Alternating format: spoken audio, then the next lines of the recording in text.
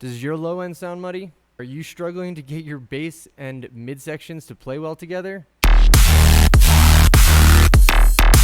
What is up, everyone? Welcome to the first episode of Quick Tips in the Studio.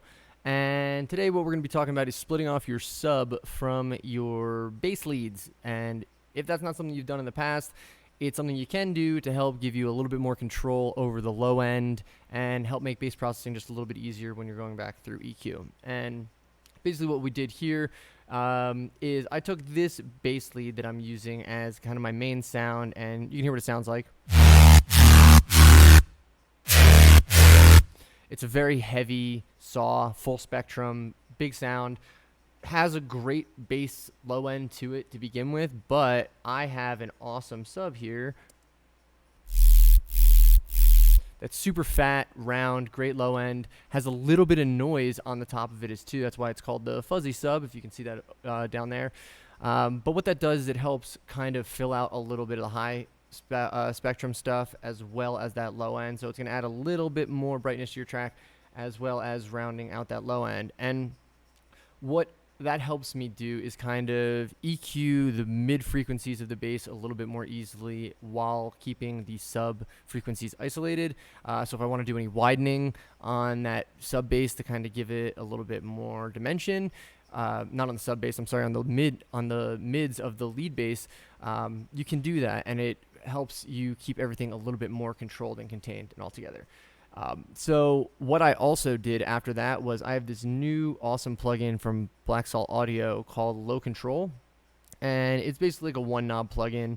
I really like how it ended up working on this, because if I turn this off here and solo these together, that's what it sounds like with the low control, and this is what it sounds like without it. So basically what it did is kind of brightened up it a little bit while also blending the sub end of this a little bit more coherently than I'd probably be able to do on my own, or it would just take me a lot longer than a one knob turn there. It's been a cool new tool in the arsenal, and I think they're running some sales, so not a bad time to shop around. We also have Black Friday coming up, so that's another great time to shop around. But yeah, I also brightened it up a little bit using the Pultec EQP1A from UAD. Just took those higher frequencies and brightened up a little bit, and you can hear what that sounds like here. That's it with it off. That's it with it on. So you can hear it brings out the crunch of the bass a little bit more. Some of that high end is a little more present, cuts through the mix a little bit more easily. It doesn't sound a little muffled when you're listening back to it. So that's the first studio tip that I'm going to offer you guys today. I'm going to be doing a series of these, so if you think that was helpful for you, make sure you follow along, like, subscribe, and I'll be back in the studio before long. Thanks so much for listening, and now let's take a listen to what it sounds like all the way through with everything applied.